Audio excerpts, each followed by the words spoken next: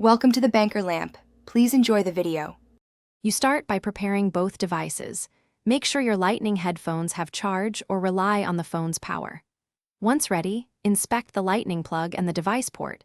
Debris blocks contact and prevents power handshake. Plug the headphones firmly into the Lightning port until you feel a slight click or resistance. You do this because a solid physical connection enables the digital audio handshake. If you feel no resistance, remove and reinsert to ensure proper alignment. Once connected, wait a few seconds for the device to detect the accessory. You'll often see an icon or brief notification. Then open Control Center or Audio Output Settings and choose the Lightning accessory as the output so audio routes correctly.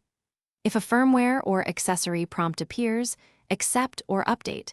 This ensures compatible audio codecs and microphone support. You do these steps to complete the digital handshake and confirm both audio and microphone channels are active. Finish by playing a short test track and adjusting volume. Sometimes you must change both system and app levels to hear audio. If you get no sound, remove and reinsert the Lightning connector, then restart the host device to reset the accessory handshake. If problems persist, try a different Lightning accessory to determine whether the issue is the headphones or the device port.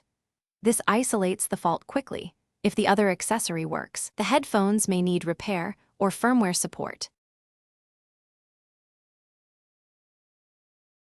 Thanks for watching. If this was helpful, leave a like and consider subscribing. See you next time.